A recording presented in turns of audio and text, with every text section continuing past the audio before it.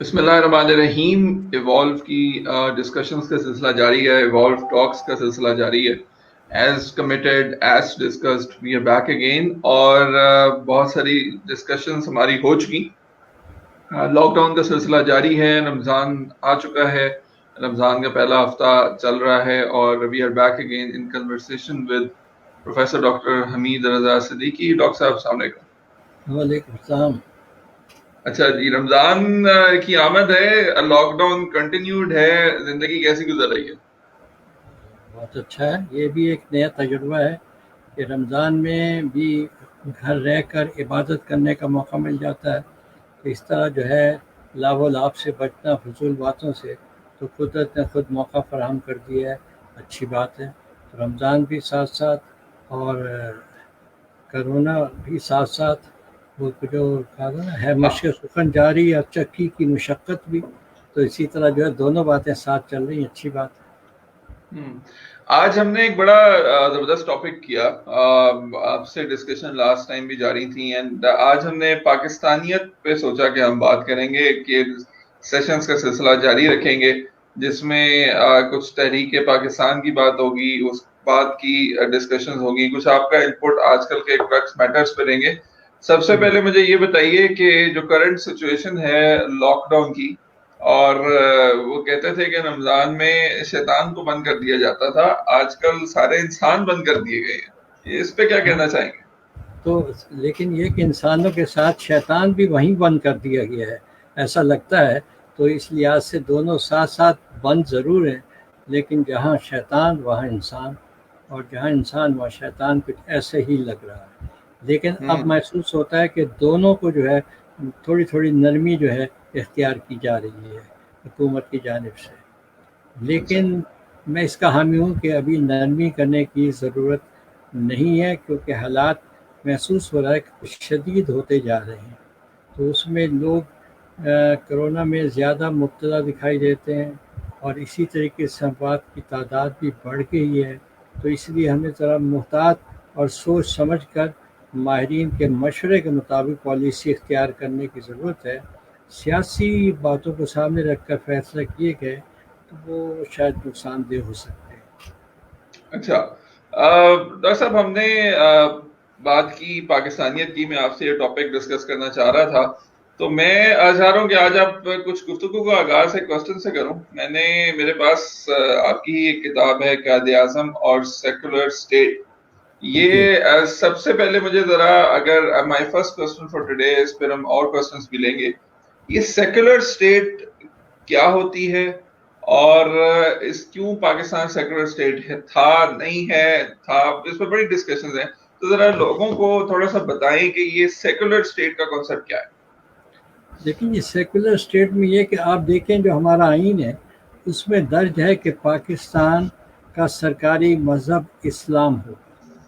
ہم نے یعنی خود ڈکلیئر کر دیا کہ پاکستان ایک نظریاتی ریاست ہوگی اور ہمارا آفیشیل ریلیجن اسلام ہے. اس کا مطلب ہے کہ ہماری پالیسیاں اس کے تابع ہوں. سیکولر کے الٹ جو ہم یہ تصور کرتے ہیں کہ کیا یہ ایک مذہبی ریاست ہوگی.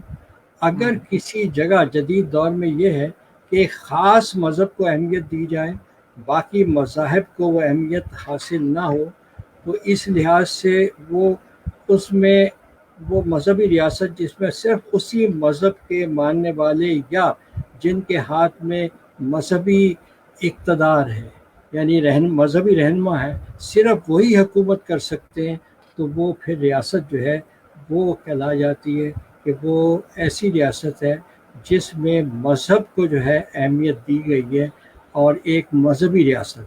تو مذہبی ریاست اور ایک جمہوری ریاست میں فرق ہوتا ہے. ایک نظریاتی ریاست مختلف چیز ہے.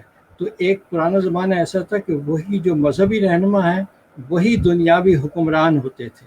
تو اس لحاظ سے وہ ساری کی ساری جو ہے وہ ریاستیں وہ مثلا اگر وہ عیسائی ہیں تو پادری جو ہیں وہی مذہبی رہنما ہوتے تھے. اگر مسلمان ہیں تو وہی پیشوا جو ہے وہی لوگ ہوتے تھے. عام لوگ اس پر جو ہے حکومت پر اقتدار پہ نہیں آ سکتے تھے.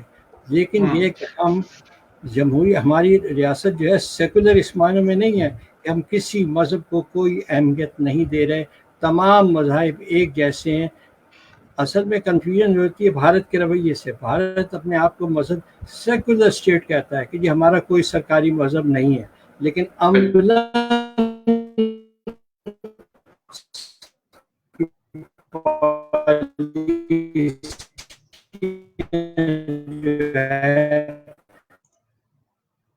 ہندو مت کو اہمیت دی جاتی ہے، وہ در حقیقت قائد اعظم کا نہیں ہے جیسا کہ وہ دعویٰ کرتے ہیں۔ ہم اس کے مقابلے میں ہماری ریاست جو ہے وہ ایک نظریاتی ریاست ہے، لیکن ہم اسے تھیوکریٹک اسٹیٹ نہیں کہتے۔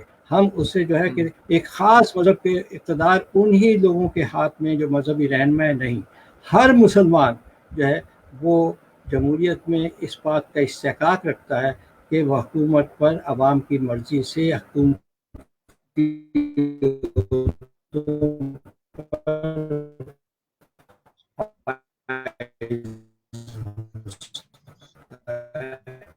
تو یہ فرق ہوتا ہے اس میں، اگر صرف نہیں ہے کیونکہ وہاں مذہبی رہنما جو ہے وہی حکومتی اقتدار پر فائز ہیں، تو اس لحاظ سے وہ کسی حد تک جو ہے تھیوکریٹک اسٹیٹ جو ہے وہ بن جاتی ہے۔ لیکن ہمارے یہاں جو ہے ہر مسلمان اس بات کا حکومت کے اعلیٰ عہدے پر فائز ہو سکتا ہے، بشرطے کہ لوگ اسے منتخب کر لیں، اس کو حمایت کر لیں۔ اس لیے قائد اعظم نے کہا تھا کہ پاکستان ایک جمہوری فلاحی ریاست ہوگی، ڈیموکریٹک ویلفیئر اسٹیٹ کہا تھا۔ انہوں نے کہا تھا پاکستان جو ہے ہم اس معنوں میں کوئی وہ سیکولر اسٹیٹ نہیں ہوگی، لیکن یہ کہ ہمارا جو عمل ہے اس میں اقلیتوں کو بھی ہم بہت زیادہ اہمیت دیں گے، ان کو اسلام کے مطابق تمام حقوق جو ہے وہ حاصل ہوں گے، اور جو نام نہاد سیکولر اسٹیٹ ہے ان سے زیادہ اقلیتوں کو ہمارے حقوق حاصل ہوتے ہیں۔ آج یہ رپورٹ شائع ہوئی ہے انڈیا کے خلاف امریکہ میں، اور اس میں یہ کہ وہاں اقلیتوں کے لیے جو ہے حقوق نہیں دیے گئے، تنقید کی گئی ہے، اور ان کے جو بھی حال ہی میں ترمیم کی گئی، اور حقوق جو ہے کرونا کے مسئلے پر بھی وہاں تعصب کا اظہار کیا جا رہا ہے اور مسلمانوں کو اس کا ذمہ دار قرار دیا جا رہا ہے۔ تو ہمارے ہاں یہ صورت نہیں ہے، ہم ایک نظریاتی ریاست ضرور ہیں، لیکن ہمارے ہاں اقلیتوں کو جو ہے حقوق وہ برابر کے حاصل ہیں۔ اچھا، ناؤ اب ذرا قائد اعظم کی طرف آتے ہیں۔ یہ جو ٹاپک ہے بڑا کریٹیکل تھا کہ قائد اعظم اور سیکولر اسٹیٹ، تو اس پہ ذرا روشنی ڈالنے پہ کیا الزام لگتا تھا اور حقیقت کیا ہے؟ بعض لوگ یہ کہتے تھے کہ قائد اعظم جو ہے وہ ایک اسلامی ریاست بنانے پر یقین نہیں رکھتے تھے، قائد اعظم ایک ایسی ریاست چاہتے تھے سیکولر اسٹیٹ جس میں تمام مذاہب کو برابر کی اہمیت ہوگی۔ اب سوال یہ ہے کہ اس میں کوئی دلیل، اس میں عام طور پر قائد اعظم کی صرف ایک تقریر کا حوالہ دیا جاتا ہے۔ 11 اگست 1947 کو انہوں نے جو ہماری اسمبلی کا اجلاس بلایا گیا تھا، تو اس میں انہوں نے ایک جملہ کہا تھا، اس جملے کو کوٹ کیا جاتا ہے، تو اس میں کہا تھا کہ پاکستان میں ایک وقت آئے گا، یہ اس میں کہا گیا تھا کہ جہاں آپ سب لوگ برابر ہیں، آپ ہر شخص کو حق ہے کہ ہندو اپنی مندروں میں جائیں، مسلمان مسجد میں جائیں، اور دوسرے لوگ اپنی عبادت گاہوں میں جائیں، ان میں کوئی فرق نہیں ہوگا، اور ایک وقت آئے گا کہ تمام لوگ جو ہیں وہ ایک دوسرے کے برابر ہوں گے، یکساں۔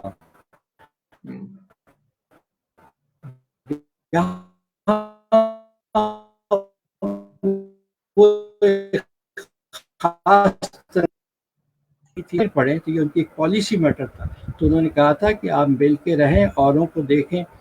مثال دے کے انہوں نے کہا کہ انگلستان میں پروٹیسٹنٹ اور کیتھولک ایک دوسرے کی گردنیں اتار رہے تھے، پھر وقت آیا کہ وہ سب مل کر رہ رہے ہیں، اور مذاہب کے لوگ رہ رہے ہیں، تو انہوں نے کہا کہ ہماری ریاست بنی ہے نظریاتی، لیکن یہ کہ جب ہم مل کے رہیں گے تو وہ فرق مٹ جائے گا کہ یہ ہندو ہے یہ مسلمان ہے، ہم مل کے رہیں گے اور مل کر جو ہے یہاں زندگی گزاریں گے، ایک دوسرے کے دشمن نہیں ہوں گے۔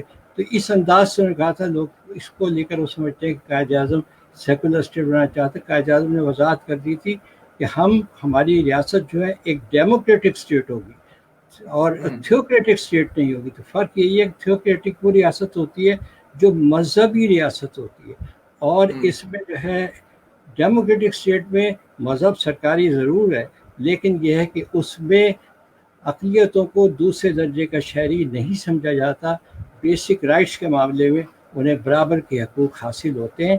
تو اس لیے انہوں نے یہ کہا کہ یہ مذہبی ریاست اب تھیوکریٹک نہیں ہے. تھیوکریٹک میں اقتدار ملاؤں کے ہاتھ میں ہوتا ہے, مذہبی رہنماؤں کے ہاتھ میں ہوتا ہے, اور عیسائی ریاست ہے تو وہاں عیسائی پادریوں کے ہاتھ میں ہوتا ہے. تو وہ تو کراتی ہے اس لحاظ سے تھیوکریٹک اسٹیٹ. لیکن جب ہم مسلم اسٹیٹ کہیں گے تو مسلم اسٹیٹ میں اقتدار مسلمانوں کے پاس ہوتا ہے. اس کا مطلب ہے کہ اقتدار پر میں بھی جا سکتا ہوں, آپ بھی جا سکتے ہیں, جو بھی شرائط پوری کر رہا ہے وہ جا سکتا ہے, صرف مذہبی رہنما ہی نہیں جائیں گے.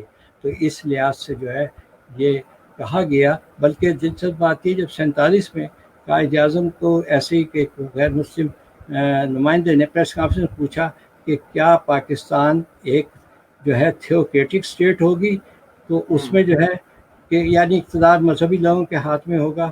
تو انہوں نے ہنس کے کہا انڈیا کے بارے میں کیا خیال ہے, وہاں تو اقتدار پنڈتوں کے ہاتھ میں. پنڈت نہرو وزیر اعظم نامزد ہو چکے تھے. اس نے کہا جی پنڈت کے ہاتھ میں اقتدار مل گیا, پوچھ مجھ سے رہے ہیں آپ. تو وہاں تو پنڈت اقتدار میں آ گئے.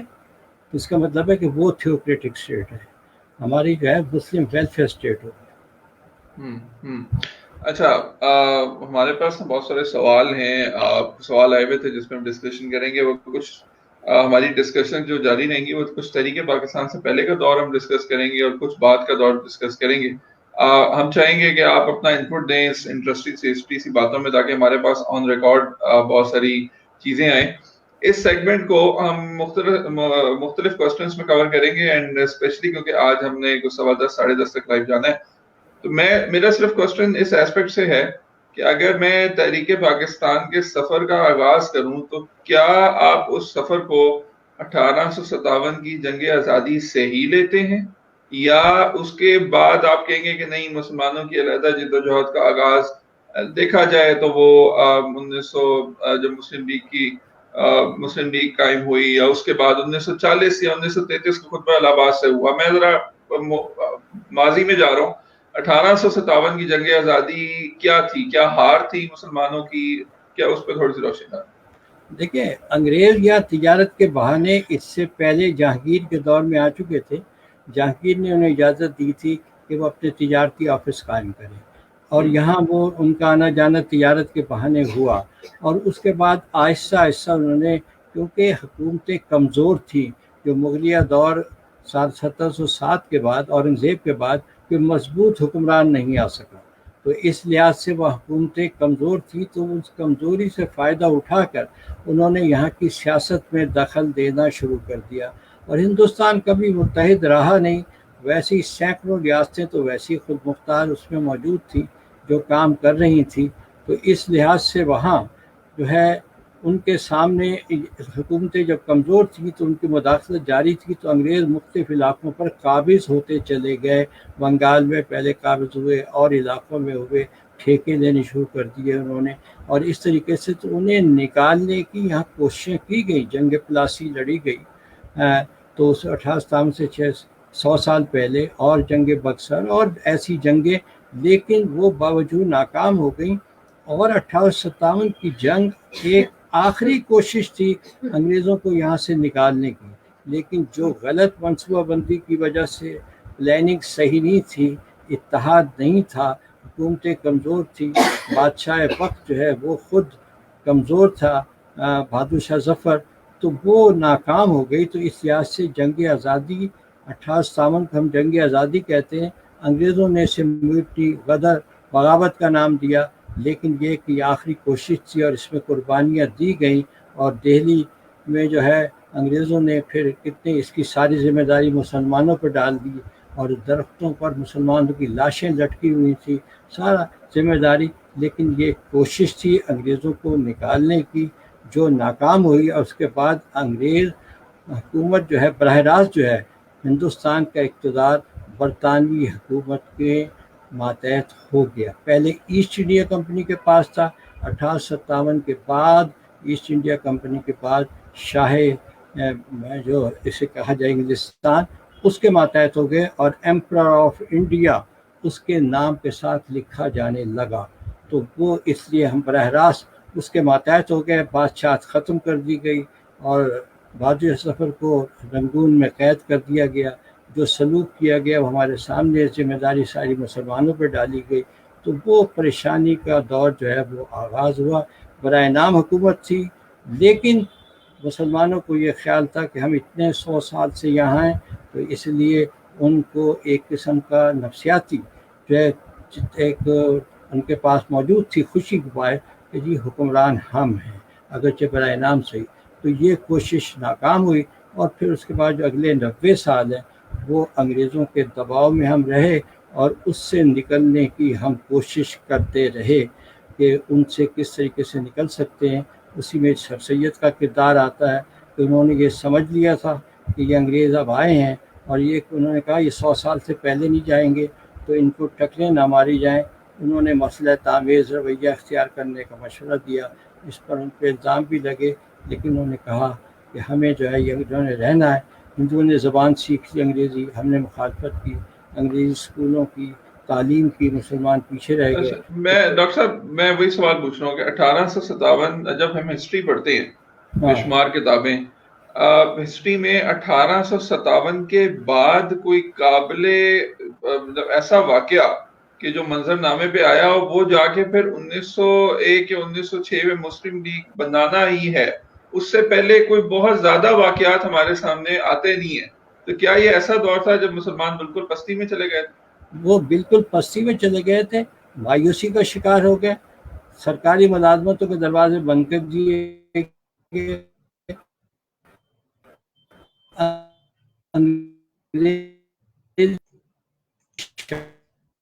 لگا دی گئی۔ جب شائع ہوتے تھے تو اس میں لکھا جاتا تھا پرچے پر یا اخبار پہ یا اشتہار پر کہ مسلمان اس ملازمت کے اہل نہیں ہیں، وہ درخواست دینے کی زحمت مت کریں۔ اور جو مسلمانوں کے لیے ملازمتیں رکھی گئیں وہ دفتری، چپراسی، چوکیدار، ان کو جو ہے دربان، یہ ملازمتوں کے اہل سمجھے گئے کہ ان کے لیے وہ ہو سکتے ہیں۔ تعلیمی اداروں میں مسلمانوں کو اول داخلہ نہیں ملتا تھا۔ اس میں جو ہے ولیم ہنٹر انگریز تھا، اس نے کتاب لکھی اس زمانے میں انڈین مسلمانز، اس میں انہوں نے لکھا کہ کسی تعلیمی ادارے میں چلے جائیے اور طالب علموں پہ نظر ماریے، اگر آپ کو کوئی طالب علم وہاں مسکین پھٹے پرانے کپڑے پہنے بیٹھا نظر آئے تو آپ سمجھ جائیں یہ مسلمان ہے۔ مطلب مسلمان کے چہرے سے پتہ چل جاتا تھا کہ یہ مسلمان ہے۔ اچھا نہیں، میرا اس میں سوال یہ ہے کہ بر صغیر میں 1857 سے لے کر 1920 کے درمیان آبادی کا تناسب کیا تھا؟ ہندو کتنے تھے اور مسلمان کتنے تھے؟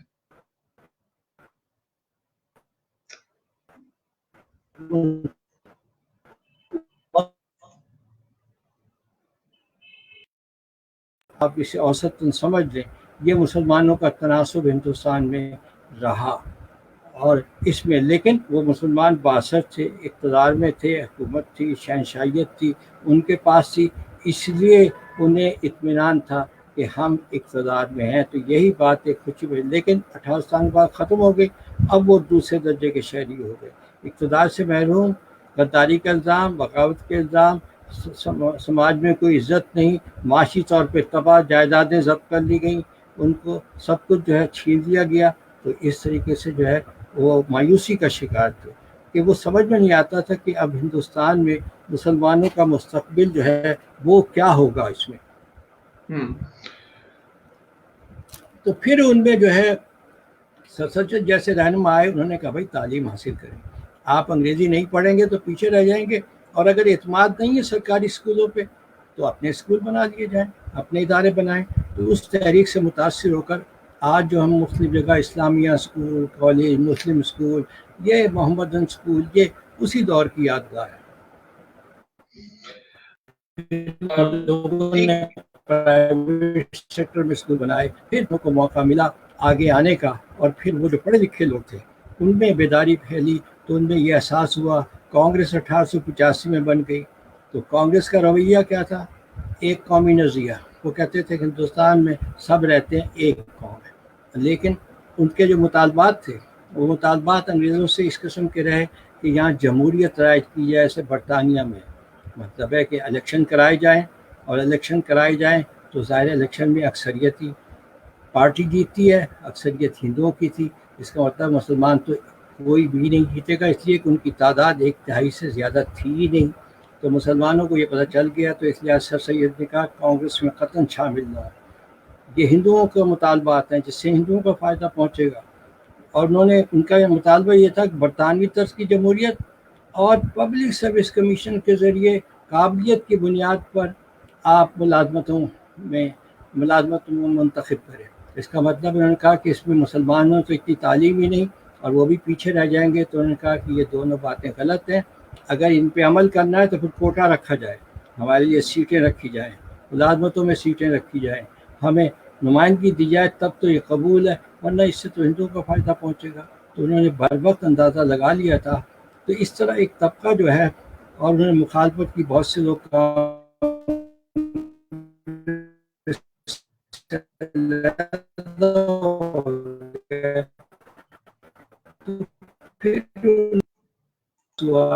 ہمیں اپنی جماعت بنا لینی چاہیے، تو ان مسلمانوں کی جماعت بنائی گئی. تو یہ تصور اس طریقے سے سامنے جو ہے وہ آیا. پھر اس کے بعد جد و جہد مسلم لیگ کے پرچم تلے جو ہے وہ کی گئی اس میں. اور تو اس میں اتار چڑھاؤ تو بہت سارے آئے، درمیان میں پالیسیاں آئیں اور اس میں نقصان مسلمانوں کو پہنچا. بہت سے لوگ مسلم لیگ کے مقاصد سے مطمئن نہیں تھے، بدستور کانگریس کے اعلی کار بنے ہوئے تھے، تو اس لحاظ سے جو ہے ان کا رویہ وہی تھا. لیکن اس سے مسلمانوں میں ایسے لوگ آتے گئے جو بیداری پھیلاتے گئے، بااثر لوگ. I'm sure کہ یہ دور گزرا جب مسلم لیگ بنانے کی باری آئی. آپ نے مختلف جگہوں پہ یہ بات کہی بھی ہے کہ انیشلی قائد اعظم جو ہیں وہ کوئی مسلم لیگ میں شمولیت اختیار کرنا کوئی ان کے لیے کوئی پریورٹی نہیں تھی، وہ کانگریس کا حصہ تھے.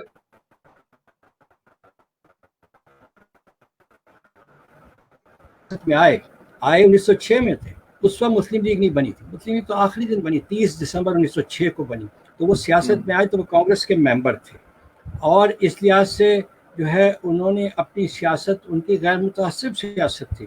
لیکن جیسے جیسے وہ آگے بڑھتے گئے تو اس لحاظ سے مسلم لیگ جو ہے وہ سامنے تھی تو اس میں موجود نہیں رہے. لیکن درمیان میں ایسے مقام آتے گئے تو 1913 میں وہ پھر مسلم لیگ کے بھی ممبر بن گئے. اس زمانے میں کوئی ایسی پابندی نہیں ہوتی تھی، ایک سے زیادہ پارٹیوں کی انہیں دعوت دی گئی.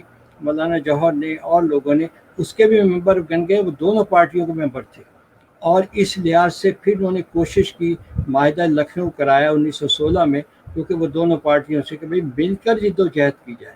اور اس میں پہلی مرتبہ جداگانہ انتخاب کا حق ہندوؤں نے مان لیا. بعد میں وہ اس سے منکر ہو گئے، لیکن یہ کہ وہ سامنے جو ہے وہ آئے. تو اس طرح دونوں پارٹیوں میں رہے، اور پھر 1920 تک وہ کانگریس میں بھی رہے، مسلم لیگ میں بھی. اور جب انہوں نے کانگریس کا رویہ دیکھا، گاندھی کی پالیسی دیکھی، تو پھر انہوں نے استعفیٰ دے دیا کانگریس سے، اور پھر مسلم لیگ میں ہی وہ رہے اور وقف کر دیا اس کو. کیونکہ انہیں اندازہ ہو گیا تھا کہ کانگریس کا رویہ جو ہے، انہوں نے کہا کہ کانگریس ایک غیر متعصب یا غیر جانبدار جماعت نہیں، یہ ہندوؤں کی جماعت ہے. اس کے مطالبات وہ ہیں جس سے ہندوؤں کو فائدہ پہنچتا ہے. تو وہ تھوڑے عرصے کے لیے ایک جگہ جو ہے قائد اعظم کی کوششوں سے معاہدے پہ دستخط کیے، اور اس کے بعد وہ اس سے دستبردار ہو گئے. اچھا، سوال یہ ہے کہ جب مسلم لیگ بنی جی، اور بعد میں جب قائد اعظم نے شمولیت اختیار کی تو اس ٹائم بڑا نام کون سا تھا، مطلب جو مسلمانوں کے لیڈر کے طور پہ تھے قائد اعظم کے علاوہ؟ دیکھیں جی، قائد اعظم جب مسلم لیگ بنی تو سر آغا خان کی قیادت میں وفد ملا مسلمانوں کا، وائسا سے جا کر مطالبات پیش کیے. ڈھاکہ میں جو اجلاس ہوا، نواب ڈھاکہ جو ہے نواب سلیم اللہ خان نے صدارت کی، مولانا محمد علی جوہر بھی اس میں جو ہے وہ شریک تھے. تو اس دور کے جو بھی پڑھے لکھے لوگ تھے وہ سیاست میں آگے تھے، تو انہوں نے جو ہے اس میں دلچسپی جو ہے وہ لی. اور سر سید کے جانشین تھے وہ مسلمانوں کے کام، نواب محسن ملک، وقار الملک وغیرہ، یہ سارے جو ہے وہ کام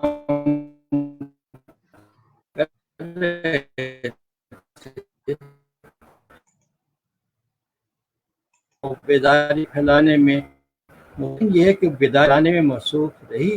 اور اس لحاظ سے شروع میں لوگوں نے اتنا ساتھ نہیں دیا، وہ اتنی آرگنائز نہیں، صرف پڑھے لکھے لوگ جو مختلف جو نواب تھے پڑھے لکھے لوگ تھے، تو طنزاً انہیں کہا جاتا تھا مسلم کوئی نوابوں کی جماعت ہے، اس لیے کہ پڑھے لکھے لوگ جو تھے وہ اس میں نمایاں تھے، آگے بڑھ رہے تھے، انہوں نے کوشش کی اور اس طریقے سے اہم کردار جو ہے اس میں انہوں نے ادا کیا۔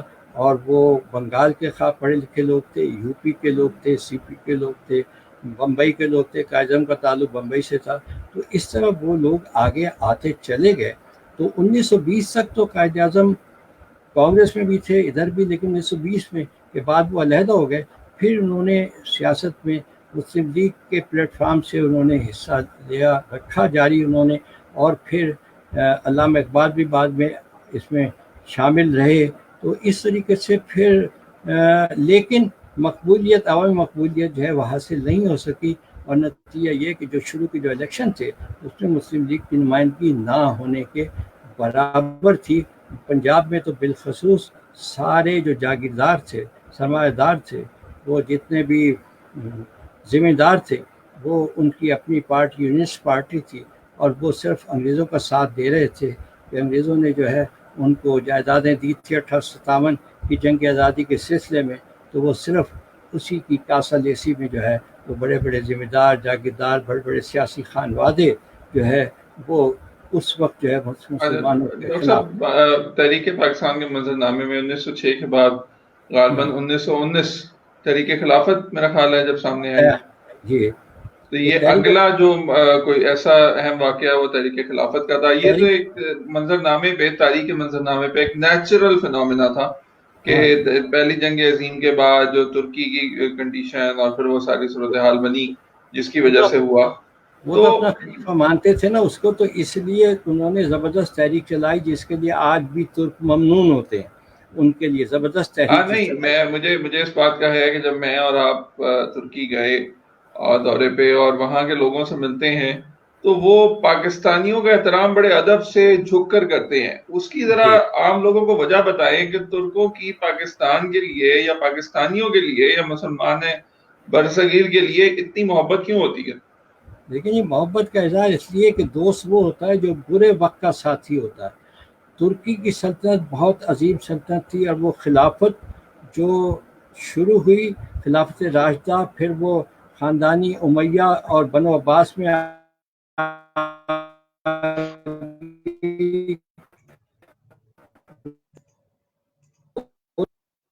ہوتے ہوتے عثمانی خاندان میں آ گئی، اور اس خلیفہ تصور کرتے تھے، اور ترکی موجودہ ترکی تک محدود نہیں تھا، یہ تمام عرب ممالک اس کے صوبے تھے، افریقہ کے بہت سے ملک اس میں شامل تھے، یورپ کے بہت سے ملک اس میں شامل تھے، تو وہ اس کے زیر اہتمام تو بڑی عظیم سلطنت تھی۔ اور ادھر برطانوی سلطنت تھی، جرمن سلطنت تھی، یہ خلاف تھے کہ کسی طریقے سے ان کو تقسیم کیا جائے، تو انہوں نے اسے کمزور کرنا شروع کیا۔ پہلے جنگ عظیم میں انہوں نے مل کر جو ہے ترکوں کو شکست دے دی، اور ترک خلافت یہ ہوا کہ خلیفہ وہ ترکی صرف ترکی تک محدود علاقے ان کے قبضے سے نکل گئے، جس میں عرب علاقے بھی شامل تھے، افریقہ کے مقبوضات بھی شامل تھے، تو وہ سارے، تو اس وقت پھر اتاترک کی قیادت میں وہاں بغاوت ہوئی، بادشاہت ختم کر دی گئی، اور اس میں اور اسے جمہوریہ قرار دے دیا گیا، اور خلیفہ کو وہاں سے جو ہے رخصت کر دیا گیا۔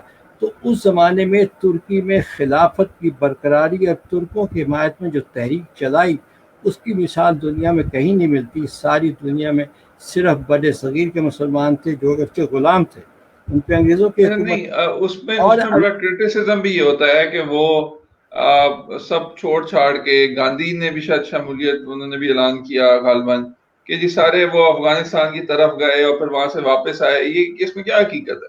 نہیں، اس میں ایسا ہوا نا کہ ایک تحریک چلی، اب اس میں تحریک یہ ہوا، جہاد کا فتویٰ دیا گیا کہ بھائی اب مسلمان جہاد کریں، کیونکہ انگریز یہاں کے حکمران تھے، اور یہ تحریک تھی ترکوں کی حمایت میں کہ انگریزوں نے مطالبہ یہ تھا کہ خلافت کا عہدہ برقرار رکھا جائے، خلیفہ کو بحال کیا جائے، خلافت برقرار رہے، مسلمانوں کے مقدس مقامات بیت المقدس مکہ مدینہ مسلمانوں کے قبضے میں رہے، اس کا تحفظ کیا جائے۔ تو اب اس کے لیے تحریک چلی، تو مولانا جوہر اور ان کے بھائی اور سارے لوگ آگے نمایاں تھے، لوگوں نے چندے دے دیے، عورتوں نے زیور اتار کے دے دیے، تو اور ان کی امداد کے لیے طبی وفد یہاں سے گیا، لاکھوں کروڑوں روپے کے سونے کے زیورات دے دیے گئے، جو آج بھی ترکوں کے جو سینٹرل بینک ہے اس میں محفوظ ہیں، کہ دیکھیے یہ امداد انہوں نے بھیجی، سونے کے زیورات اتار کے لوگوں نے دے دیے، عطیے بھیج دیے۔ تو اس سے وہ متاثر ہوئے، صرف ہندوستان کے مسلمان ساری دنیا میں ان کی فیور کر رہے تھے، اور نتیجہ یہ ہے کہ اس میں وہ اس کے ممنون ہوئے۔ اب یہاں سے فتویٰ ہوا کہ جہاد کیا جائے، اور جہاد یا یہاں سے ہجرت کریں، تو ہجرت کا بھی دیا گیا فتویٰ، تو ہجرت کر کے کہاں مسلمان جائیں؟ بہت سے لوگ جو ہے افغانستان گئے، افغانستان تو غریب بھوکا ملک تھا، اس نے سرحدیں بند کر دی، تو اس سے مسلمان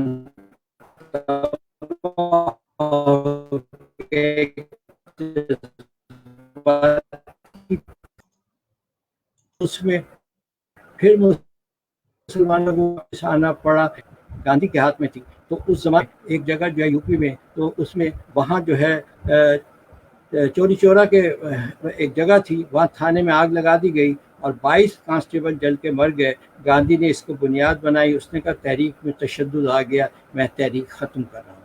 بغیر مشورے کے مسلمانوں سے تحریک ختم کر دی، بغیر اپنا مقصد پائے، اور وہ اب مسلمان نہ تحریک کامیاب ہوئی، انگریزوں نے بھی انہیں برا سمجھا، نہ مسلمانوں کو مقصد پورا ہوا۔ اس نے یہ دیکھا تھا کہ اس سے ان میں جو ہے اپنے خیالات سے، اپنے احساسات سے ان میں جو ہے جذبہ قومیت ابھر رہا ہے، تو گاندھی نے یہ ختم کر دی اس بنیاد کو بنیاد بنا کر، اور نتیجہ یہ تو کیا گاندھی جی کی لیڈرشپ تحریک خلافت سے کوئی تعلق تھا، یا کوئی مسلمانوں کا لیڈر اس ٹائم سامنے آیا؟ نہیں، وہ اس لیے کہ یہی تو غلط چیز تھی، مسلمانوں کا ساتھ دینے کا اعلان کیا اس نے کہا بھی تمام جذباتی تحریک تھی علیحدہ، اس سے نے کہا اگر رہیں گے تو ہم کٹ آف ہو جائیں گے۔ وہ ساتھ کانگریس نے حمایت کر دی کہ ہمیں کانگریس کے خلافت کی بحالی پر ہمیں کوئی اعتراض نہیں۔ تو اس طرح جب انہوں نے یہ اعلان کر دیا اور مسلمان لیڈرشپ جیل میں چلے گئی، تو قیادت خود بخود اس کے پاس آ گئی، اور پھر اس نے بغیر مشورے کے جو ہے تحریک دیکھا کہ اس سے مسلمانوں میں قومیت ابھر رہی ہے، مسلم قومیت، تو اسے ختم کر دیا، اور اس طریقے سے مسلمان اب نہ ادھر کے رہے نہ ادھر کے رہے، یوسف میں بے کارواں کی طرح پھرتے رہے کہ اب کیا کریں۔ تو اس بات سے کیا مسلمانوں کا معاشی نقصان ہوا؟ نقصان ہوا، وہ تباہ ہو گئے۔ اسی میں فتویٰ دے دیا گیا کہ جہاد کریں یا ہجرت کریں، یا اس طرح سرکاری ملازمت چھوڑ دیں۔ اسی طریقے سے مولانا جوہر نے کہا، ان کو جیل میں ڈال دیا گیا، کہ اس میں انہوں نے کہا کہ انگریزی فوج میں خدمت انجام نہ دے۔ لوگوں نے وہاں فوج سے نکل گئے، سزائیں بھگت لیں اور سرکاری ملازمتیں چھوڑ دیں، تو معاشی طور پر بھی تباہ ہو گئے، مقصد بھی پورا نہیں ہوا۔ لیکن ترک ممنون تھے، وہ آج تک ممنون ہیں کہ جی مسلمانوں نے ہمارا اس وقت ساتھ دیا جب ہم تباہ ہو گئے تھے، تو اسی حیثیت سے وہ لیتے ہیں۔ آج بھی پاکستان کو وہ سمجھتے ہیں کہ انہی مسلمانوں کی اولاد ہیں جنہوں نے ہمارا برے وقت میں ساتھ دیا تھا اور اس وقت ہماری مدد کی تھی۔ بہت سے رضاکار وہاں پہنچ گئے تھے کام کرنے کے لیے، میڈیکل مشن آ گئے تھے، لاکھوں کروڑوں روپے کے زیورات دے دیے گئے تھے۔ تو وہاں جو بھی پاکستانی جاتا ہے اس کو وہی اہمیت دیتے ہیں، بلکہ وہاں کا بچہ ان باتوں سے واقف ہے، انہوں نے اسے اپنے نصاب کا حصہ بنایا ہوا ہے، اور وہاں ان کا جو نصاب ہے اسکولوں میں، اس میں ذکر کیا جاتا ہے کہ اس زمانے میں بر صغیر کے مسلمانوں نے جو ہے انہوں نے ان کی مدد کی تھی، بر صغیر کے مسلمانوں نے۔ اچھا، یہ بڑا ایک اہم سوال ہے کہ اس کیٹیگری میں صرف پاکستان کا نام تو آتا ہے، لیکن کوئی ترکی اور انڈیا کے بڑے اچھے تعلقات نہیں رہے ہیں۔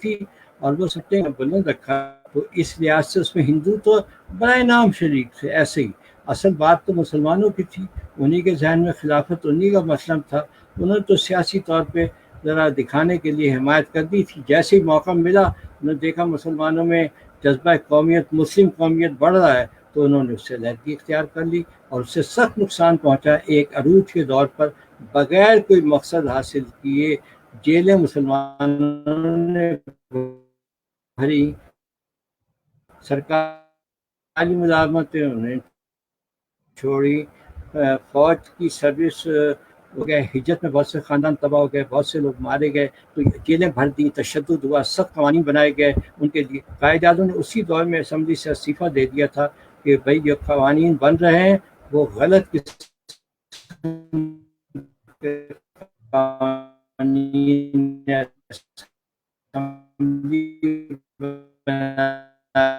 میں اسمبلی میں نہیں بیٹھ سکتا۔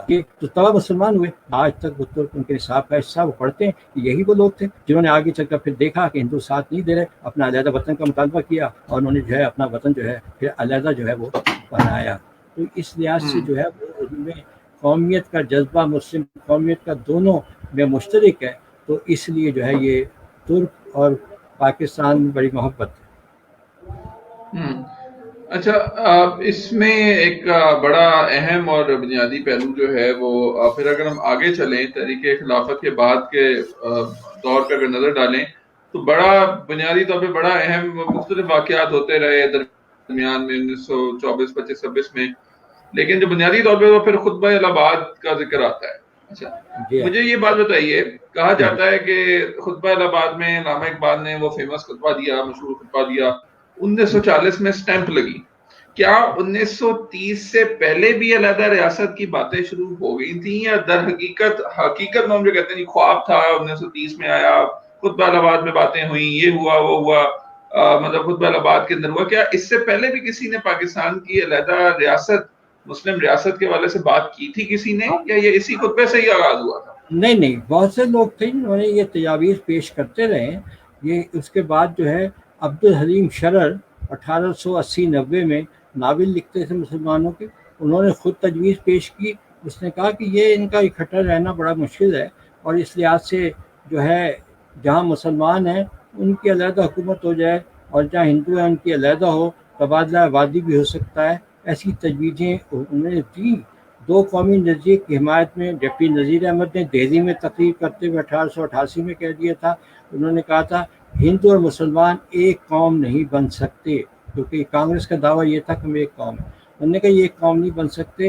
انہوں نے کہا کہ اس میں جو ہے دریائے سندھ کا، دریائے گنگا کا سنگم ہو سکتا ہے، لیکن ہندو مسلمان ایک قوم نہیں بن سکتے۔ دریائے گنگا کہیں اور بہتا ہے، دریائے سندھ ادھر بہتا ہے۔ انہوں نے کہا یہ دونوں مل سکتے ہیں، جغرافیہ تبدیل ہو سکتا ہے، لیکن جو ہے ہندو مسلمان ایک قوم نہیں بنتے۔ تو اس طرح ایسی تجاویز کئی لوگوں نے پیش کی، جس میں یہ مسئلے کا حل یہ تھا کہ بھائی مسلمان علیحدہ قوم ہے اور ان کو علیحدہ وطن مل جانا چاہیے۔ تو یہ تجاویز تھی انفرادی طور پر، کئی لوگوں نے مختلف اوقات میں پیش کی، خیری برادران تھے، حیدرآباد دکن انہوں نے پیش کی، یہ باقاعدہ کتابوں میں تذکرہ ہے۔ لیکن اقبال جو ہے 1930 میں، ایک تو وہ ایک ایسی شخصیت تھے جن کا اثر تھا، دوسرا یہ کہ انہوں نے باضابطہ طور پر مسلم لیگ کا سالانہ اجلاس پلیٹ فارم، اس کی وہ صدارت کر رہے ہیں، باقاعدہ وہ خطبہ دیتے ہیں، اس میں وہ تجویز پیش کرتے ہیں۔ تو اس لیے ان کی اہمیت یہ ہو گئی کہ باضابطہ طور پر انہوں نے یہ تجویز وہاں پیش کر دی۔ انہوں نے کہا کہ میری خواہش ہے کہ پنجاب، سرحد، سندھ، بلوچستان کو ملا کر مسلمانوں کی ایک علیحدہ ریاست بن جائے، خواب و ریاست بالکل خود مختار ہو، یا اندرونی طور پر خود مختار ہو، یا انگریزوں کے تحت ہو۔ یعنی واضح انہوں نے اس انداز سے میرا ایک بڑا ریلیٹڈ کوسچن ہے کہ جب یہ خطبہ الہباد دیا گیا، علامہ اقبال نے جب یہ دیا، تو کیا اس ٹائم دوسری جنگ عظیم کے بعد حالات کیا ہوں گے؟ یہ بات تو نہیں تھی نا، مطلب اس کا مطلب یہ ہے کہ بہت سارے لوگ یہ سمجھتے ہیں، یہ ان کی غلط فہمی دور کریں کہ پاکستان اس وجہ سے بنا کیونکہ دوسری جنگ عظیم کے بعد انگریزوں کا خود ہی ڈیسیژن آ چکا تھا کہ جی ہم جو ہے یہاں سے چلے جائیں اور یہ سلسلہ ہو جائے۔ تو یہ تو مطلب تحریک پاکستان میں قربانیاں ٹھیک ہے اپنی جگہ قائم ہے، لیکن اصل تو یہ جنگ عظیم کی وجہ سے ہوا۔ دیکھیں جی، جنگ عظیم تو جا کے 1939 میں ہوئی، تحریک چل رہی ہے پہلے سے، مطالبات پہلے سے چل رہے ہیں، اور 1939 میں ہوئی۔ 1940 میں مسلم لیگ نے اس کو باقاعدہ تجویز دے دی۔ 1937 میں کانگریسی وزارتیں بنی، انہوں نے جو مسلمانوں کے ساتھ سلوک کیا اس سے ان کی آنکھیں کھل گئیں کہ یہ اقتدار میں ہمیشہ کے لیے آ گئے، ہمارے ساتھ یہ سلوک کریں گے، 1937-39 کی وزارتوں میں مسلمانوں کے ساتھ سلوک کیا کیا گیا؟ سرکاری زبان ہندی قرار دے دی گئی، دھوتی سرکاری لباس قرار دے دیا گیا، مسلمانوں کانگریسی جھنڈے کو سلامی دینا ضروری قرار دے دیا گیا، جھنڈا لہرایا جائے، وندے ماترم کو قومی ترانہ قرار دے دیا۔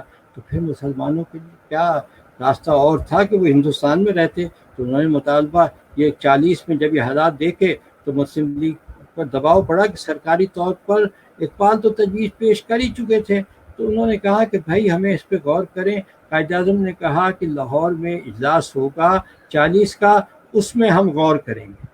تو اس اجلاس میں پھر باضابطہ طور پہ مسلم لیگ نے قرارداد منظور کی اور اس میں جو ہے انہوں نے علیحدہ وطن کا مطالبہ اپنی تحریک کا حصہ آئینی طور پہ بنا لیا۔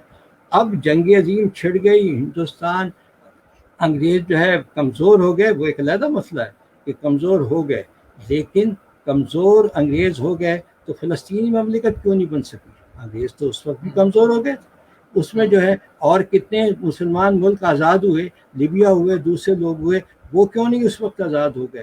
جو اتنے 20-30 ملک جو ہے پاکستان بننے کے بعد آزاد ہوئے وہ انہی کے قبضے میں تھے۔ مجھے وہ پھر آپ کا ایک جملہ یاد آتا ہے کہ آزادی کبھی بخشی نہیں جاتی، آزادی چھینی جاتی ہے۔ جی بالکل، تو یہی ہوتا ہے، آزادی پہ جو ہے وہ چھینی گئی۔ اچھا، یہ خطبہ الہباد ہوا، اس میں علامہ اقبال جو سامنے آئے، شعر و شاعری تو یقیناً ان کی پہلے ہی بہت ہو چکی تھی، شاعری سے پوری دنیا میں ان کے جو کلام تھا وہ سنا جاتا تھا۔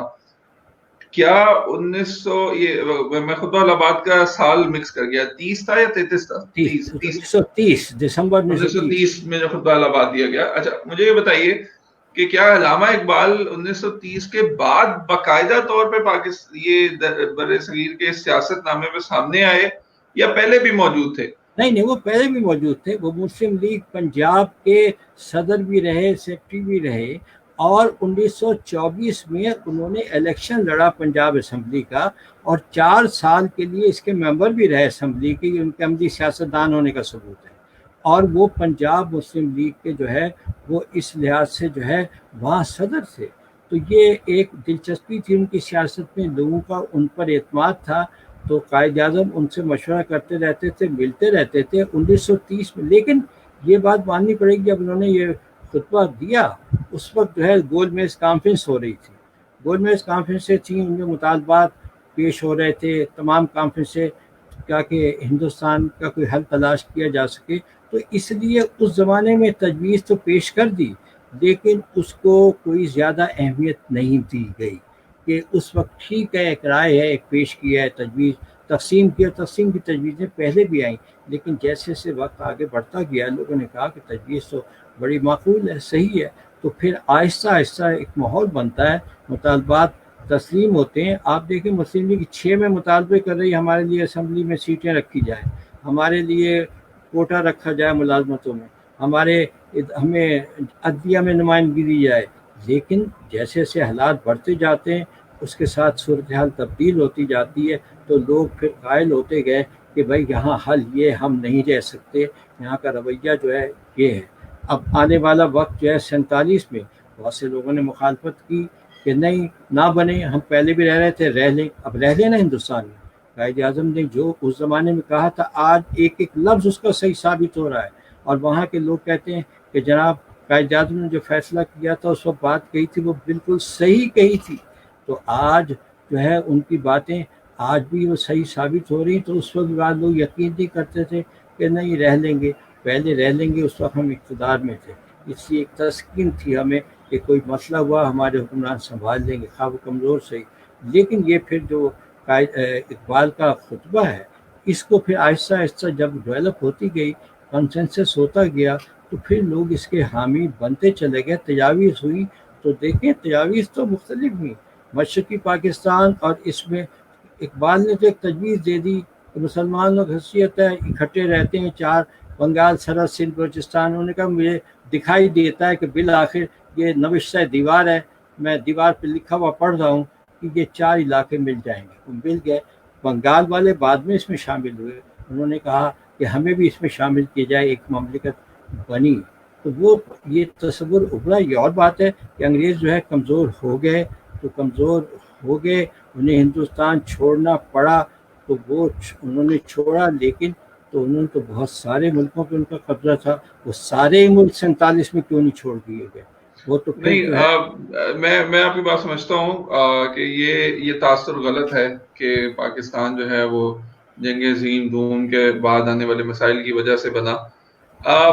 خطبہ الہباد ہو گیا، اس کے بعد جو منظر نامے پہ کانگریسی وزارتوں کے ظلم بہت آتے ہیں. یہ مجھے یاد ہے کہ یہ سوال ہم نے اپنے تدریس میں بھی پڑھا کہ جی جو الیکشن ہوئے اس میں کانگریسی وزارتوں نے بڑا ظلم کیا مسلمانوں کے اوپر، اور جی اس ظلم کی وجہ سے بے شمار مسائل مسلمانوں پہ ہوئے.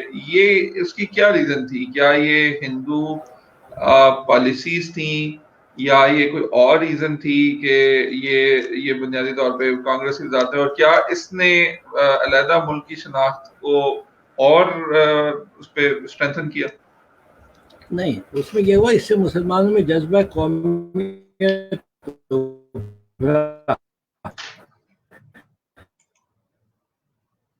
ان کا ذہن ہمیشہ تو ان کو کبھی حاصل نہیں ہوا تھا. چھوٹی موٹی ریاستیں ضرور تھی، تو وہاں ان کا سلوک کبھی بھی مسلمانوں کے حق میں نہیں رہا، کسی بھی ریاست میں دیکھ لیں.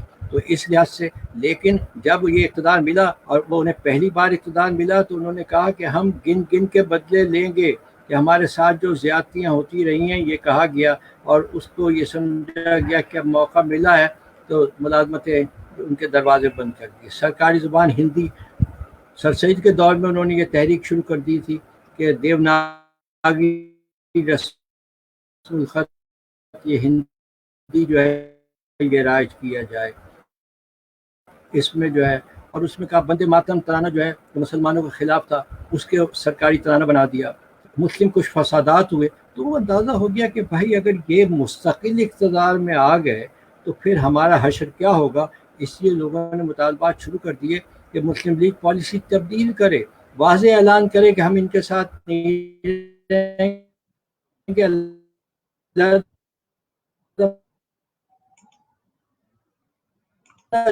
چاہیے. تو بارش میں ہم نے سرکاری جب قرارداد منظور کی تو اس کو اپنا حصہ بنا لیا، اور اس کے بعد جب 45-46 کے الیکشن ہوئے تو اسی بنیاد پر ہوئے. انگریزوں کمزور ہو گئے، چلے گئے، تو انگریز تو ہندوستان کو چھوڑ جاتے. انہوں نے تو آخری وقت تک بر صغیر کی تقسیم کی مخالفت کی. ماؤنٹ بیٹن نے نقصان پہنچایا. ماؤنٹ بیٹن کو یہ کہہ کر بھیجا گیا تھا کہ آپ متحد رکھیں ہندوستان کو، تو اس کا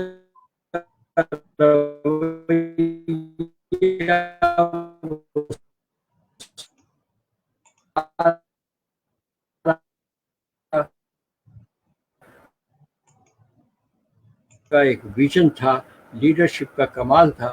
تو انہوں نے دیکھا کہ دیکھیں جب الیکشن ہوا کانگریس نے کہا کہ کانگریس کو ووٹ دینے کا مطلب ہے ہندوستان یونائٹڈ رہے گا. مسلم لیگ نے کہا کہ مسلم لیگ کو ووٹ دینے کا مطلب ہے آپ علیحدہ وطن کو ووٹ دے رہے ہیں. یعنی یک نکاتی ایجنڈے پر الیکشن ہو رہا ہے.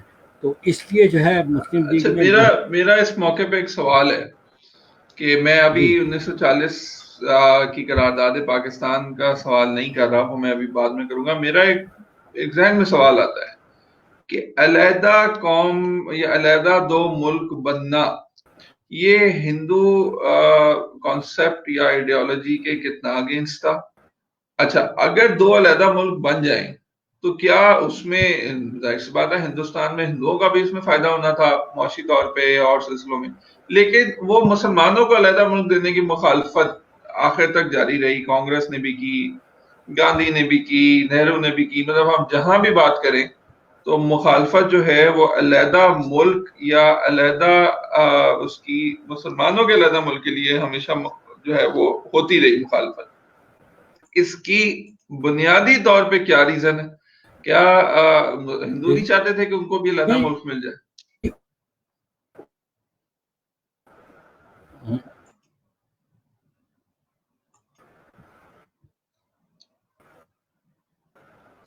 میرا خیال ہے انٹرنیٹ کی نہیں، علیحدہ ملک مل رہا ہے اکثریت میں ظاہر ہے ہندو.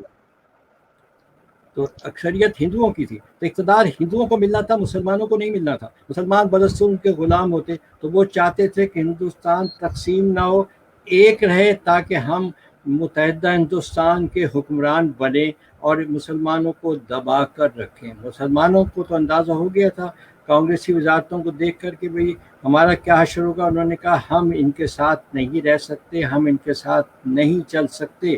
اس لیے جو ہے وہ دو قومی نظریہ بنیاد یہی لوگوں کے ذہن میں رہی کہ جناب ہم علیحدہ قوم ہیں، اور علیحدہ قوم ہے تو پھر ہمارے علیحدہ نظریات ہیں. علیحدہ نظریات ہیں، ہم اسلام کو جو ہے کامل دین سمجھتے ہیں، تو ہمیں اس کو ہم اپنے اوپر نافذ کرنا چاہتے ہیں. نظریہ پاکستان یہی ہے، اور اس کے لیے پھر ملک کا حکومت چاہیے. تو وہ اسی طرح مل سکتی ہے کہ ہمارے ہاں اکثریتی علاقے ہیں اور وہ علیحدہ ہو سکتے ہیں، تو پھر ہمیں جو ہے ان کے ساتھ رہنے کی ضرورت کیا ہے. ان کا تو رویہ صحیح نہیں. انہوں نے تو آخری وقت تک مخالفت کی، لیکن ووٹ کے ذریعے فیصلہ ہو گیا کہ جناب 30 سیٹیں تھیں قومی اسمبلی میں مسلمانوں کی.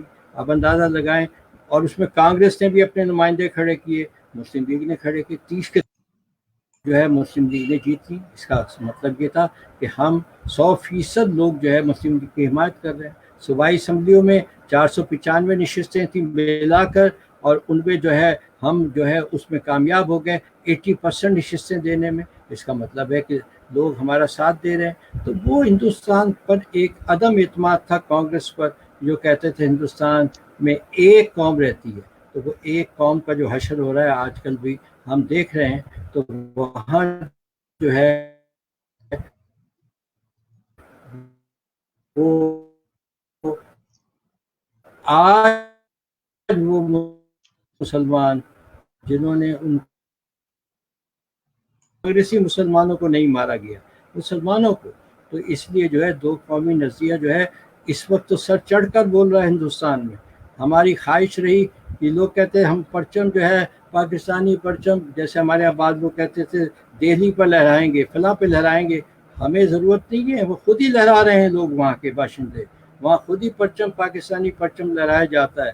تو وہ علامت ہے مسلم قومیت کی، وہ علامت ہے کانگریس کے نظریات کے خلاف. اچھا یہ نہیں، یہ اچھا اب یہاں سے تو اس بات سے میں ایگری کرتا ہوں. جب 1940 کی قرارداد پاکستان پیش کی گئی، لاہور کو کیوں سلیکٹ کیا گیا؟ سوال.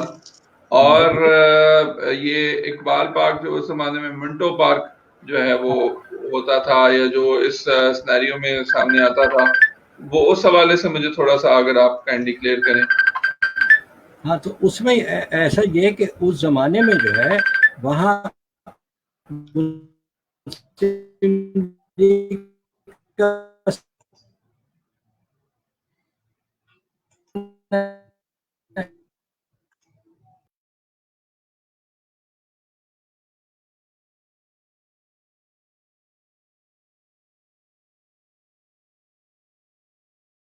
فیصلہ کیا گیا کہ اس میں جو ہے وہاں اجلاس ہوگا. یہ نہیں کہ خاص وجہ، بنیادی طور پر جو ہے وہ کوئی نہیں تھی.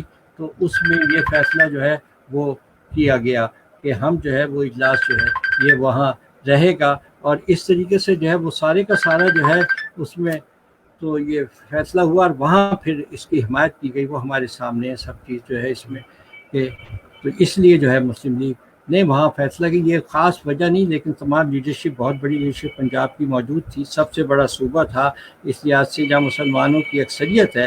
تو اس بنیاد پر جو ہے وہاں جو ہے یہ اجلاس ہوا. ٹھیک ہے. مختلف واقعات ہوئے درمیان میں، انتخابات ہوئے، مسلم لیگ کو بڑی شاندار کامیابی ملی. کیوں ملی؟ تو اس لیے نہیں، مسلم لیگ کو اس لیے کہ ان کے مطالبات جو ہے وہ تھے جو لوگ چاہتے تھے کہ ایک علیحدہ، ایک تو علیحدہ قوم، علیحدہ وطن ہمیں حاصل ہو جائے گا. اور اس لحاظ سے جب علیحدہ وطن مل جائے گا تو وہ اپنے ان نظریات کو نافذ کر سکیں گے جس کے لیے جو ہے وہ جد و جہد کر رہے ہیں. تو اس لیے الیکشن میں جو ہے ان کی کامیابی جو ہے لوگوں نے دیے ووٹ انہیں، اور اس کے نتیجے میں واضح کامیابی جو ہے وہ ملی. تو پاکستان ووٹ کے ذریعے بنا، طاقت کے ذریعے نہیں بنا. لوگوں نے سوچ سمجھ کے جو ہے ووٹ دیے، اور اس طریقے سے جو ہے وہ سارا کام جو ہے یہ ہوا اس میں جو ہے. اچھا جب یہ 1947 کے قریب کی بات آتی ہے، کیونکہ میں یہ والے کوسچنس کا آج ہم بریک تحریک پاکستان مطلب پاکستان بننے پہ لگائیں گے، اور اس کے بعد تحریک پاکستان بننے کے بعد کے مراحل ہم جو ہے وہ شروع کریں گے. یہ 3 جون کا منصوبہ کہ کون سا علاقہ جو ہے وہ پاکستان میں رہے گا، کون سا باہر جائے گا، کون سا ہندوستان کا بنے گا، جو وہ منصوبے بنے، علاقے بنے، کیا ایگزیکٹلی وہی بٹوارا ہوا یا اس میں کچھ رد و بدل کیا گیا؟ دیکھیں جی، وہ تو رد و بدل تو ہو گیا.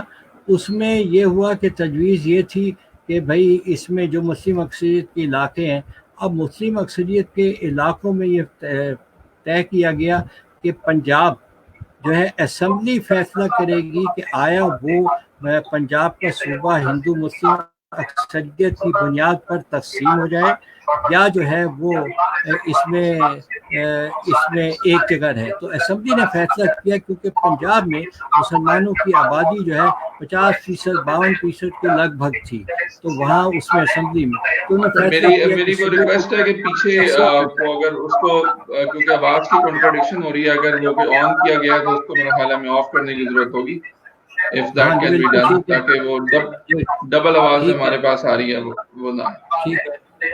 اچھا، میں کیونکہ ریلیٹڈ ایک کوسچن لینا چاہوں گا، تو ہمارے پاس ایک کوسچن ہے شہزاد احمد خالد کا، اور وہ کہہ رہے ہیں، ان کے سوال کا جواب دیں، وہ کہتے ہیں کہ sir Muslim League accepted cabinet mission proposals in 1946، 1946 میں کیبنٹ مشن کے پروپوزلز کو ایکسپٹ کیا مسلم لیگ نے، کانگریس نے ریجیکٹ کیا. تو it is said that Muslim League actually tried last to avoid partition. کیا یہ درست تھا کہ کیبنٹ مشن کے پروپوزلوں کو کیوں ایکسپٹ کیا 1946؟ نہیں، اس میں پارٹیشن تو مانی گئی تھی. اس میں تو یہ کہا گیا تھا، ایک سیٹ اپ دیا گیا تھا، اس میں صوبوں کی درجہ بندی کی کرتی تھی کہ ایک گروپ وہ ہوگا جو مسلم ریاستیں پنجاب، سرحد، سندھ، بلوچستان، بنگال، آسام، اور باقی صوبے یو پی سی پی کے جو ہندو اکثریت کے وہ ہیں. 10 سال تک ان کی حیثیت یہی رہے گی، اور 10 سال کے بعد وہ چاہیں تو علیحدہ ہو سکتے ہیں. 3 مملکتیں اس پہ بن سکتی تھی. تو قائد اعظم نے اس لیے قبول کیا، انہوں نے کہا اس میں پاکستان بنتا نظر آ رہا ہے 10 سال بعد، اور پورے صوبے ملیں گے، پنجاب بھی پورا ہوگا، بنگال بھی پورا ہوگا، آسام بھی ہوگا. لیکن اسے پھر ہندوؤں نے کیوں نہیں مانا؟ اس لیے کہ پہلے تسلیم کیا، پھر منکر ہو گئے. تو جب وہ منکر ہو گئے تو ہم بھی پیچھے ہٹ گئے. ہم نے تو موقع فراہم کیا کہ 10 سال بعد، 10 سال تک ہم اسی طرح کام کریں گے، 10 سال بعد ہم علیحدہ ہو جائیں گے. تو پھر اس لیے اس میں یہ نہیں تھا کہ ہم پارٹیشن نہیں. دوسرا یہ کہ یہ تو اتار چڑھاؤ ہوتے ہیں، بارگیننگ بات ہوتی ہے، لیکن ہم اپنے موقف سے کبھی نہیں ہٹے کہ جناب ہماری ریاست نہ ہو. جب وہ کہتے ہیں کہ گروپ ہوگا پنجاب، سرحد، سندھ، بلوچستان کا، تو اس کا مطلب کیا ہے؟ اس کا مطلب ہے کہ وہ ایک اکٹھے رہ کر 10 سال کام کریں گے، 10 سال بعد چاہیں علیحدہ ہو جائیں. تو ہمیں اس لیے اس میں واضح طور پر مسلم لیگ کہتا ہے اس میں ہمیں 10 سال. تو میں ایک شہزاد جو احمد خالد صاحب ہیں، ان کی سوال کا یہ جواب سیفلی دیا جا سکتا ہے کہ یہ جو کیبنٹ مشن کے پروپوزل تھے اس میں علیحدہ ریاست کے قیام کی پروپوزل موجود تھی کہ 10 سال بعد یہ گروپ مستقل علیحدہ ہو جائیں، ایک ریاست بنا لے. اس میں ہندوستان 3 حصوں میں تقسیم ہوتا تھا. ایک ادھر یہی جو موجودہ صورت ہے، ادھر بنگال، آسام، اور ادھر ہندو اکثریت کے صوبے. تو انہوں نے کہا 10 سال آپ کام کریں، آپ کی اپنی اسمبلی، پھر گروپوں کی اسمبلی کا کیا مطلب ہے؟ وہی پاکستان کا کیا ڈیلے ہوتا لیکن صوبے تقسیم نہ ہوتے. لیکن ہندو پہلے مان گئے، پھر اس سے منکر ہو گئے، پھر ہم نے بھی الزام واپس لے لیا. پھر ڈائریکٹ ایکشن ڈے ہم نے منایا اس کے خلاف کہ بھائی یہ تو مکر گئے، کیونکہ انگریزوں نے کہا تھا کہ ایک پارٹی بھی قبول کرے گی، ہم اس پہ عمل کریں گے. لیکن جب وہ ہندو مکر گئے تو پھر عمل نہیں ہوا. لیکن اس لیے کہ انہیں بھی اندازہ ہو گیا تھا کہ اس میں پاکستان بنتا نظر آ رہا ہے. اچھا، اب یہ مجھے یہ بات پر اس سے کافی تک چیزیں کلیئر ہوتی ہیں. اچھا، جب علاقے اور جو بانٹے گئے، یہ ایک عام سوال ہے لیکن میں سمجھنا چاہتا ہوں اس کو کہ یہ مسلم اکثرتی علاقے ہیں یا یہ ہندو اکثرتی علاقے ہیں، یہ کیا کسی کوئی پاپولیشن سینسس ہوا تھا، مردم شماری ہوئی تھی؟ یہ کس نے ڈیسائیڈ کیا کہ یہ علاقہ مسلم اکثریت کا ہوگا تو یہ علاقہ ہندو اکثریت کا ہوگا، یا یہ کس طرح سے پتہ لگا؟ نہیں، پاکستان میں شمولیت کے لیے دیکھیں نہیں یہ 3 جون کے منصوبہ جس میں علیحدہ یہ ہوگا اس طرح سے 3 جون کا منصوبہ یہ کہ دیکھیں ہماری تجویز یہ تھی کہ جن صوبوں میں مسلمانوں کی اکثریت ہے، اب اکثریت کن صوبوں میں تھی؟ پنجاب میں تھی، سرحد میں تھی، سندھ میں تھی، بلوچستان میں، سینسس کی بنیاد پہ تھی کہ وہاں جیسے آج کل ہم کہتے ہیں پاکستان میں 97% مسلمان رہتے ہیں، ہمارے یہاں 3% غیر مسلم ہیں، یا ہم کہتے ہیں کہ انڈیا میں جو ہے 15% جو ہے وہ مسلمان ہیں، تو وہ مذہب کے لحاظ سے جب کالم ہوتا ہے بعض ملکوں میں تو اندازہ ہوتا ہے، تو نہیں، تو اس کیا بنیاد اس ٹائم کے اوپر اس طرح کا ڈیٹا اویلیبل تھا؟ نہیں، ظاہر ہے کہ وہ تھا، یہ تو جیسے شروع سے ڈیٹا رہتا ہے کہ بھئی یہاں کون سے مذہب کے لوگ ہیں، ہر ملک میں اندازہ ہوتا ہے، اس بے شمار ملکوں میں کہ بھئی امریکہ میں کتنے % عیسائی ہیں، کتنے اچھا % نہیں مسلمان چلیں، ہیں، یہودی ہیں۔ یہ بات سمجھ آتی ہے، لیکن پھر آبی منصوبے، پاکستان اور ہندوستان کی سرحد کے اوپر کتنے دریا ادھر جائیں گے، کتنے دریا ادھر ہوں گے؟ نہیں، اس میں دیکھیں یہاں یہ طے ہوا کہ پہلے تو کہ بھئی کیا ہوگا، تو وہاں پنجاب اسمبلی نے کہا کہ یہ تقسیم کر دیا جائے، پنجاب کو اسمبلی نے واضح اکثریت سے فیصلہ کر دیا کہ صوبہ تقسیم ہوگا، ضلع دیکھ لیں گے کون سے ضلع مسلم اکثریت کے وہ پاکستان میں اور ہندو اکثریت کے ہندوستان میں۔ یہی بنگال میں فیصلہ کیا کیونکہ یہ بڑے صوبے تھے اور آبادی جو ہے یعنی واضح فرق نہیں تھا، یہ تھا کہ اگر 50% ہے، 55% ہے، اس طرح کا فرق تھا، تو اس میں فیصلہ ہوا۔ مثلا سندھ ہے، سندھ اسمبلی نے کہا کہ ہم پاکستان میں شامل ہوں گے، سندھ اسمبلی پوری پاکستان میں شامل ہوئی۔ بلوچستان میں جرگہ سسٹم ہوتا تھا، تمام جرگہ سرداروں نے مل کر جو ہے یہ فیصلہ جو ہے وہ کر دیا کہ ہم اس میں شامل ہوں گے۔ تو مسئلہ نہیں، آسام میں صرف ایک ضلع تھا سلہٹ، وہاں مسلمانوں کی اکثریت تھی، انہوں نے کہا ہم ریفرنڈم کرا لیں۔ صوبہ سرحد میں مسلمانوں کی اکثریت تھی لیکن بدقسمتی سے اس وقت وہاں کانگریس کی حکومت تھی، تو اس لیے انہوں نے کہا جی یہاں ریفرنڈم کر لیتے ہیں، کیونکہ لوگ مظاہرے کر رہے تھے اور اس کو مان نہیں رہے تھے، جیلیں بھر رہے تھے۔ وہاں ریفرنڈم ہوا اور نتیجہ یہ ہے کہ 95% لوگوں نے پاکستان کے حق میں ووٹ دیے۔ تو یہاں تقسیم کا فیصلہ اس میں ہوا، تو اس میں پھر جانبداری برتی گئی، اور یہ فسادات یہ ذہن میں رکھیے جب تقسیم کا فیصلہ ہوا اس میں آبادی کی اس میں مطالبہ نہیں تھا کہ آبادی شفٹ ہوگی، یہ طے تھا کہ مسلم اکثریت ایک طرف، ہندو اکثریت ایک طرف، باقی جو آبادیاں ہیں تھوڑی وہ اسی طرح رہیں گی، لیکن سرحدی علاقوں میں تھوڑی بہت رد و بدل ہو سکتا ہے کہ یہاں کے لوگ وہاں چلے جائیں۔ لیکن جیسے ہی تقسیم کا اعلان ہوا وہ ہندوؤں نے حملے شروع کر دیے مسلمانوں پر، انہیں نکالنا شروع کر دیا کہ جاؤ آپ کا ملک بن گیا، پاکستان میں جاؤ، فساد شروع کر دیے۔ وہ پھر ری ایکشن میں یہ فسادات کا عمل جو ہے شروع ہو گیا، ورنہ تبادلہ آبادی جو ہے وہ تقسیم ہند کے منصوبے کا حصہ نہیں تھی کہ تبادلہ آبادی ہوگا کہ وہاں سے 80 لاکھ ادھر آئیں گے اور ادھر سے 50 لاکھ ادھر جائیں گے، یہ نہیں تھا۔ بس یہ تھا کہ سرحد پہ تھوڑا بہت رد و بدل ہو سکتا ہے کہ جو 10-20 لیکن منٹ یہ کوئی ریئلسٹک کانسیپٹ تو نہیں تھا کہ اگر میں کہوں کہ بہت سارے علاقے کے درمیان ایک علاقہ ہوگا وہ پاکستان کا ہوگا اور پھر یہ ادھر ہوگا، تو یہ تو ریئلسٹکلی پاسبل نہیں۔ نہیں، اس میں تو اس لیے سے وہ اکثریت یہ تھے کہ یہ ملے ہوئے علاقے تھے، تو اس لحاظ سے جو ہے ملے ہوئے علاقے ہیں تو یہ ایک مملکت بن سکتے۔ اگر یہ تقسیم ہوتے جیسے ہندوستان میں اس وقت حیدرآباد دکن والوں نے کوشش کی، وہ گھری ہوئے ریاست وہ نہیں بن سکے تھے۔ جوناگڑھ نے پاکستان میں شمولیت کا اعلان کیا، ان کے چاروں طرف ہندوستان کا علاقہ تھا، تو اس لیے انہوں نے فائدہ اٹھا قبضہ کر لیا۔ یہ علاقے تو ملے ہوئے تھے، سارے کے سارے مسلمانوں کے علاقے تھے، بنگال کے یہ تمام اضلاع مسلمانوں کے اچھا، ساتھ۔ یہ پھر ایک سوال، کیونکہ میں وہ کوشچنس کر رہا ہوں جو ابھی تک نہیں ہوئے، کہ 1947 کی پھر جب ریئل ٹائم وہ مہاجرین نے آنا شروع کیا یا جو سلسلہ شروع ہوا، اس میں پھر وہ کہتے ہیں کہ جو سینکڑوں جو قربانیاں دی گئیں، اور وہ آن گراؤنڈ جو ہے، یہ میں سوال پوچھنا چاہوں گا کہ آن گراؤنڈ یہ فسادات کی مین ریزن کیا تھی؟ یہ اپرچونسٹک ہونا تھا، یہ پیسوں میں لوٹ مار کا سلسلہ تھا، یا نفرت تھی؟ یہ کیا تھا کہ پھر وہ لڑائی شروع ہوئی؟ اور حیران کو طور پر سکھوں اور مسلمانوں میں زیادہ ہوا یہ؟ جی ہاں، اس میں ایسا یہ تھا کہ دیکھیں ہندو مسلم فسادات تو پہلے بھی ہوتے تھے، انگریزوں کے دور میں بھی ہوتے رہے ہیں۔ اس میں جو ہے ملتان میں 1926 میں ہندو مسلم فساد ہو گیا تھا محرم کے جلوس نکالنے پر۔ ہندوؤں کا رویہ ہمیشہ سے یہ رہا ہے، پہلے بھی فساد ہوتے رہے ہیں اس میں۔ تو ظاہر ہے کہ جو ہندو اکثریت میں جو ہے ہندو اکثریت کے علاقے تھے، وہاں مسلمانوں کا گزرنا مشکل ہوتا تھا، تو اس لحاظ سے جو ہے تو وہاں مطالبات یہ ہوتے تھے. اب ملتان کا میں نے حوالہ دیا، ملتان اندرون شہر، چوک بازار وغیرہ، ہنو کا چڈا وغیرہ، جو اندرون شہر جسے کہتے ہیں دروازوں کے اندر، اس میں جتنی مسجدیں تھیں مسلمانوں کی، وہاں اذان نہیں دی جا سکتی تھی، نماز نہیں پڑھی جا سکتی تھی. ولی محمد کی مسجد اور یہ بورڈ گیٹ کیرم گیٹ کی مسجد ہے، یہ ہندو اکثریت کا علاقہ تھا، یہاں مسلمان برائے نام تھے.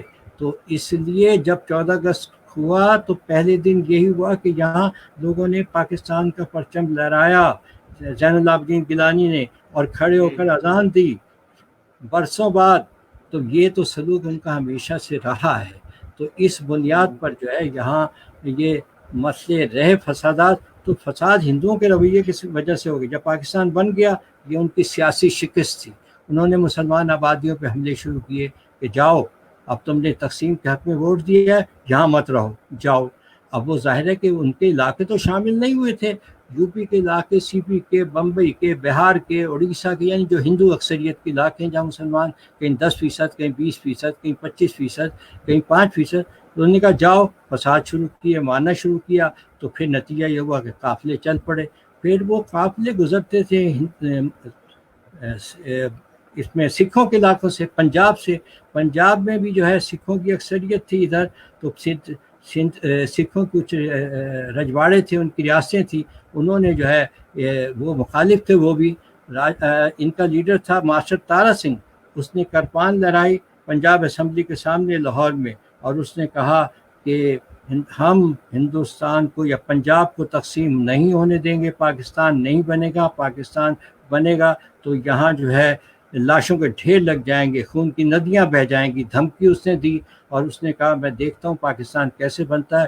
تو ان کے ساتھ پیروکاروں نے فسادات شروع کر دیے، گاڑیاں الٹ دیں، ٹرینیں الٹ دیں، اور سارے جو ہے اغوا کی گئی مسلمان خواتین، وہ ظلم کیے گئے. وہ تو اس لحاظ سے یہ تاریخ اتنا ظلم جو ہے کتابیں بھری پڑی ہیں. تو اب لوگ جو ہے فراموش کرنا شروع کر دیا لوگوں نے مسلحتاً، لیکن جو ہے وہ لوگ کیسے فراموش کر سکتے ہیں جن کے جو ہے خواتین اغوا کی گئیں، جن کے بچے جو ہے کرپانوں پر جو ہے ان کی ٹانگیں چیر دی گئیں، ان کو زندہ جلا دیا گیا. تو 10 لاکھ سے زیادہ لوگ جو ہے شہید ہوئے، 60,000 نوجوان مسلم خواتین اغوا کی گئیں. اب بھی بے شمار وہاں وہی ہے جنہیں جبراً ہندو یا سکھ بنا لیا گیا. تو وہ سب انہوں نے بدلے لیے، لیکن پاکستان پھر بھی بنا. یہ قربانیاں وہ رنگ لائیں، یہ رویہ تو اب بھی ان کا وہی ہے، اسی انداز کا رویہ ہے. آج بھی ہندوستان میں میرا پھر نا اس سے ریلیٹڈ ایک کوسچن یہ تھا، یہ تحریک پاکستان ہوئی، مہاجرین ادھر آئے، ظاہر سی بات ہے کہ پھر اتنی میس جب ہجرت ہوتی ہے، مہاجرین کرتے ہیں، تو پھر اس طرح کے ایشوز تو سامنے آئیں گے.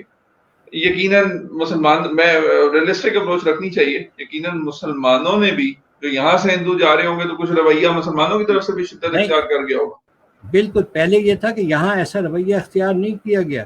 یہاں سے ہندو گئے، آپ پوچھئے، یہاں سے بڑے امن سے گئے، اپنے طوطوں کے پنجے تک وہ لے گئے، جانور سب کچھ لے گئے، اپنا مال بیچ کے گئے، سب کچھ.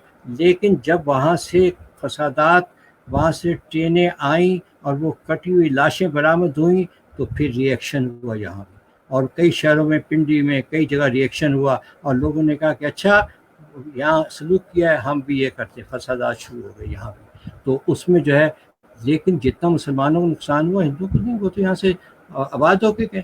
کتنی ہندوؤں کی ٹرینیں یہاں سے تباہ کی گئیں، ایک بھی ٹرین نہیں.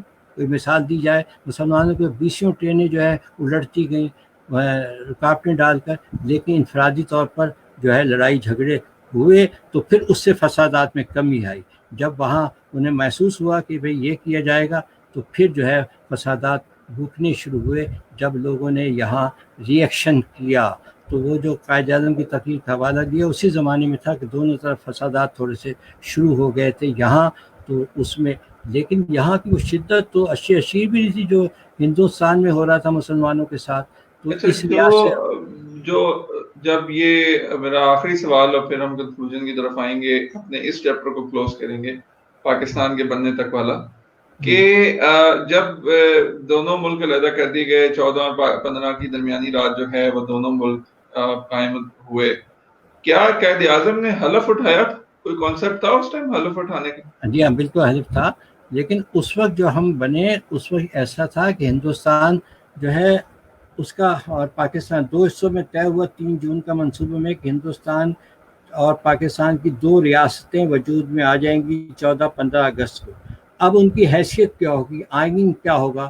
اب آئین بنانے کا وقت نہیں تھا، تو اس میں انہوں نے کہا کہ 1935 کا آئین تھا، اس میں تھوڑی تبدیلیاں کر کے نافذ کر دیا گیا، اور اس کے تحت انہوں نے کہا کہ یہ جب تک نیا آئین نہیں بناتے ان کی حیثیت ڈومینین کی ہوگی، اور ان کا آئینی سربراہ جو ہے برطانوی بادشاہ ہی ہوگا، آئینی سربراہ عملاً یہ خود ہوں گے۔ لیکن تو نتیجہ یہ ہوا کہ مسلم لیگ سے پوچھا گیا، انہوں نے نام دیا کہ بھائی ہمارے سربراہ جو ہے وہ گورنر جنرل کہلاتا تھا اس وقت، تو قائد اعظم ہوں گے۔ انہوں نے ماؤنٹ بیٹن کو ہی رکھا، اور قائد اعظم نے کہا بھی ہمارے وزیر اعظم جو ہے میں نامزد کرتا ہوں لیاقت علی خان کو، انہوں نے کہا کہ میں نامزد کرتا ہوں اس میں پنڈت نہرو کو۔ تو اس وقت ریاستیں بن گئیں، اور اس وقت پھر حلف اٹھایا گیا۔ تو اس وقت حلف جو اٹھایا اس وقت گورنر جنرل کی حیثیت سے اٹھایا کہ یہ گورنر جنرل ہوں گے، اور جیسے آئین بنا لیا صدر کا عہدہ ہو گیا، اور پھر جو ہے وہ پھر پاکستان کا صدر بنا۔ تو یہ پوری دور انڈیا میں صحیح ہے، وہ تو مجھے 1 سال بعد کی بات ہے کہ جب گورنر جنرل کی ورکنگ ہوئی۔ لیکن مجھے صرف یہ بتائیں کہ کیا قائد اعظم نے گورنر جنرل کا حلف اٹھایا تھا باقاعدہ طور پر؟ بالکل، اور یہ کب کی بات ہے؟ 15 اگست کی۔ قائد اعظم نے 15 اگست کو اپنے عہدے کا حلف اٹھایا، اور جسٹس جو ہے اس وقت موجود تھے، شہاب الدین غالباً کا نام تھا، انہوں نے قائد اعظم سے حلف لیا جو ہے اس میں۔ تو وہ حلف جو ہے اس وقت برطانوی آئین کے تحت تھا حلف قسم کا۔ ادھر ماؤنٹ بیٹن نے گورنر جنرل کی حیثیت سے وہ تو لیا، اور پھر انہوں نے آگے قائد اعظم نے لیاقت علی خان سے حلف لیا اس میں۔ تو اس طرح جو ہے باقاعدہ پھر وہ اپنے عہدے پر فائز ہوئے۔ بلکہ ایک دلچسپ بات بتاؤں جو اس وقت تھی کہ جس وقت حلف کی تقریب منعقد ہوئی، قائد اعظم نے حلف اٹھانا تھا، تو جسٹس شہاب الدین حلف اٹھانے کے لیے آئے، جو پاکستان کے سینئر جو ہے جج تھے اس وقت پر۔ تو وہ انہوں نے دیکھا کہ قائد اعظم جو ہے اسٹیج پر کرسی پر بیٹھے ہوئے ہیں، تو وہ حلف اٹھانے میں اس نے قائد اعظم کے سیکرٹری کو بلا کر کہا کہ ابھی قائد اعظم نے حلف نہیں اٹھایا، وہ مرکزی کرسی پہ نہیں بیٹھ سکتے، تو اب انہیں وہاں سے اعلان ہوگا تو پھر وہ بیٹھیں۔ تو اب وہ سیکرٹری کو کہا، اب سیکرٹری تھا گھبرایا، لیکن قائد اعظم کو جا کر اس نے کہا کہ جناب پہلے حلف اٹھائیں گے تو پھر آپ یہاں بیٹھیں گے۔ قائد اعظم کیونکہ قانون پسند تھے، وہ اٹھ کر نیچے آئے اور وہ عام صوفے پہ بیٹھ گئے۔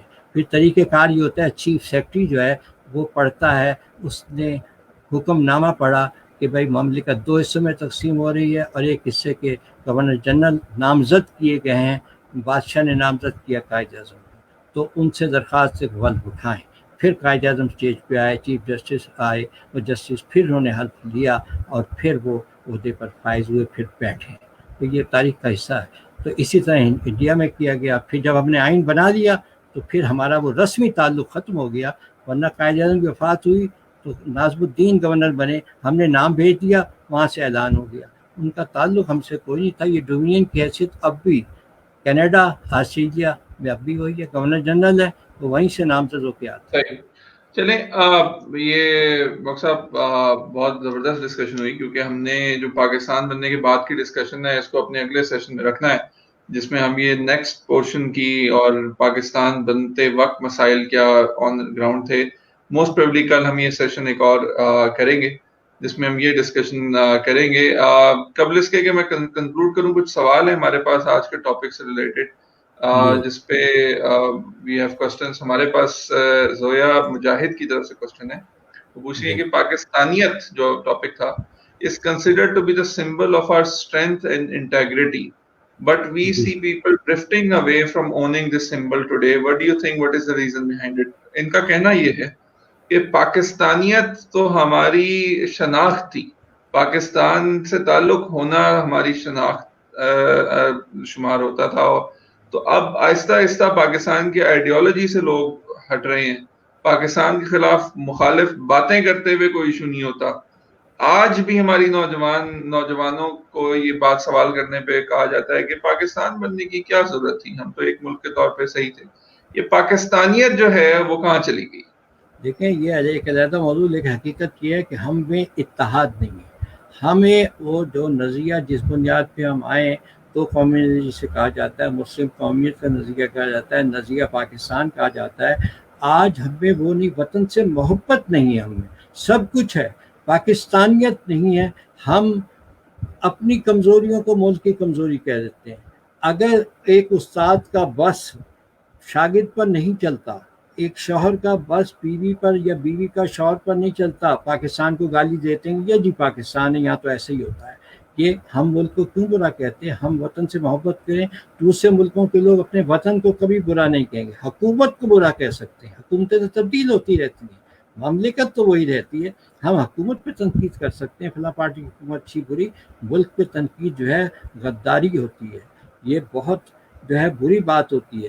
لیکن ہم یہ کرتے ہیں، پاکستانیت ہونی چاہیے، اپنے وطن سے محبت ہو. اسی اگلے موقع پہ میں بتاؤں گا کہ پاکستان کا وجود کتنا غنیمت ہے ہمارے لیے. ہمیں اس سے کیا کیا فائدے پہنچ رہے ہیں، کیا کیا اس سے جو ہے ہمیں منفعت مل رہی ہے. ہندوستان میں جا کر دیکھیے کیا ہو رہا ہے مسلمانوں کے ساتھ. جو کہتے ہیں نہیں بنتا، تو بہت آسان بات ہے، ہندوستان چلے جائیے، خود احساس ہو جائے گا کہ وہاں مسلمانوں کے ساتھ کیا سلوک کیا جا رہا ہے. انہیں مسلمانوں کو کون سے درجے کا شہری تصور کرتے ہیں، ان کی ترقی کے کیا مواقع ہیں. اور کچھ نہیں تو صرف اپنے بزرگوں سے، نانا دادا، ان سے پوچھ لیجیے اگر وہ زندہ ہوں کہ جب پاکستان بنا ہمارا کیا سٹیٹس تھا، اب کیا سٹیٹس ہے، ہم کتنے بلند ہیں، کون سی سہولتیں ہمیں حاصل ہیں، ہمیں نظریے کی بھی آزادی ہے، ہمیں ترقی کے بھی مواقع ہیں. تو یہ سب اسی وجہ سے ہے نا کہ ہماری مملکت ہے، ہم علیحدہ وطن ہے. اور صرف پاکستان صرف پاکستانیوں کے لیے، دنیا بھر کے مسلمانوں کے لیے تقویت کا باعث ہے. وہ اس کے دنیا کے مسلمان آج پریشان ہوتے ہیں تو پاکستان کی طرف دیکھتے ہیں. تو ہم تو خود جو ہے اپنے منہ سے اپنے ملک کی بعض اوقات برائی کرتے ہیں، تو بہت افسوسناک بات ہے. ہمیں اپنے ملک کو جو ہے کبھی برا نہیں کہنا چاہیے. حکومتوں پر تنقید ہو سکتی ہے، ملک پر نہیں ہوتی. آزادی ملک کے لیے فلسطینیوں سے پوچھیں جدوجہد جو کر رہے ہیں، آج کشمیریوں سے پوچھیں آزادی کی جدوجہد.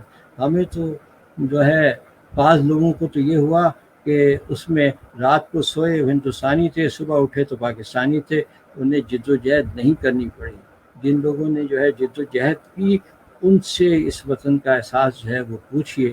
جن کے افراد خانہ مارے گئے، بچے اغوا ہو گئے، تو یہ کتابیں بھری پڑی ہیں. پاکستان کی قیمت، کئی کتابوں کے نام یہی ہیں کہ ہم نے کیا قیمت ادا کی، کیا کس طرح ٹرینیں الٹی گئیں.